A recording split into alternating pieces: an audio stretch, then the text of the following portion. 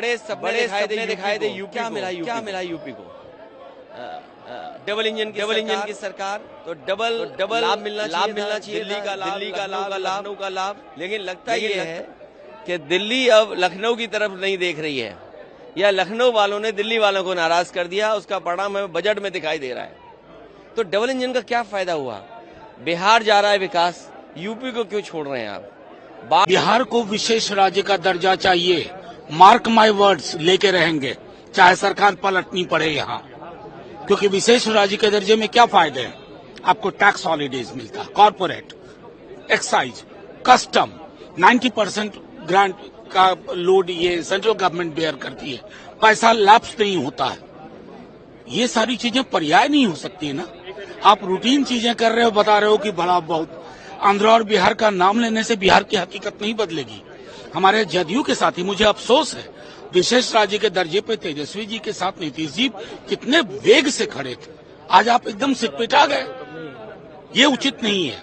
विशेष राज्य और विशेष पैकेज के बीच में या नहीं, दोनों चाहिए। और रूटीन एलोकेशन, भगवान के लिए आप लोग कम से कम रूटीन एलोकेशन को सौगात मत बताइए। इसको परस्यू नहीं करते हैं, विच इज वेरी सैड। तो आपको लग रहा है कि महिलाओं के हिसाब से इस बजट में जो प्रोविजंस होने चाहिए थे, एटलीस्ट न्यूट्रिशन होना चाहिए, लेके उनकी सेफ्टी को लेके होना चाहिए महिलाओं के, कुछ भी नहीं है। घर का किचन का ध्यान रखा गया है मैम?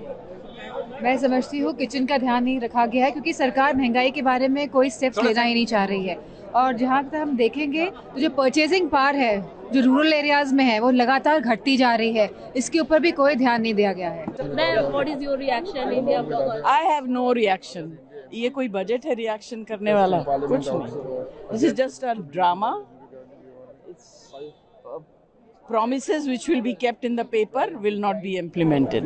केंद्र सरकार ने संसद में और देश के सामने रखा, ये दिल्ली के लोगों को धोखा देने का बजट है।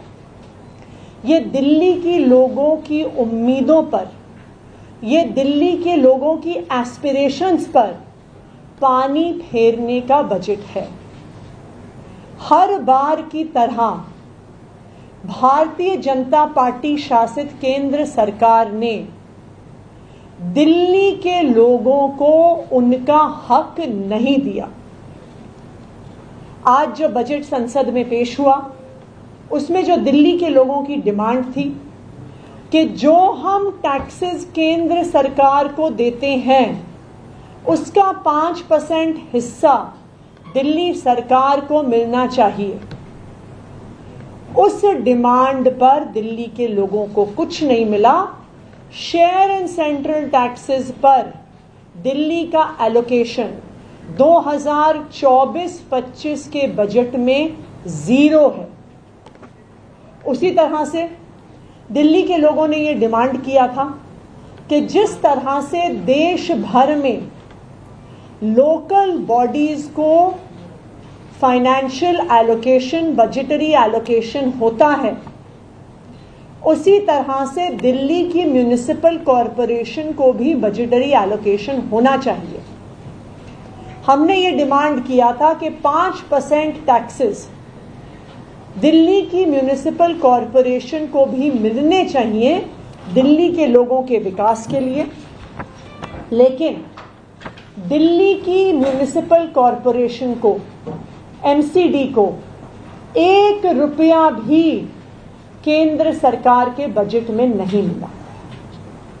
ऐसा नहीं है कि केंद्र सरकार ने और राज्यों को शेयर इन टैक्सेस नहीं दिया। जो बजट डॉक्यूमेंट अभी सेंट्रल गवर्नमेंट ने, बीजेपी की सरकार ने अपलोड किया है, उसमें ये स्पष्ट लिखा है कि डेवल्यूशन ऑफ अपना सिंहासन बचाने के लिए ये बजट किया गया है। 140 करोड़ जनता को उन्होंने अलग रखा और 2 मित्रों को उन्होंने साथ लेकर कुर्सी बचाने का काम किया है। ये 10 साल के बजट में हमको बताइए कि जैसा मनरेगा जैसा प्रोग्राम हमने किया, फूड सिक्योरिटी का हमने प्रोग्राम किया। मोदी जी पहले की गारंटी तो कुछ नहीं दिए, तो अब इसने अपनी गारंटी की बात नहीं की है उन्होंने। मोदी साहब हमेशा उनको आदत है झूठ बोलने की, तो इसीलिए मैं कभी और मौका मिला तो बोलूंगा उनके 10 बड़े झूठ कैसे हैं वो मैं बताऊं। ये बजट पहला तो बहुत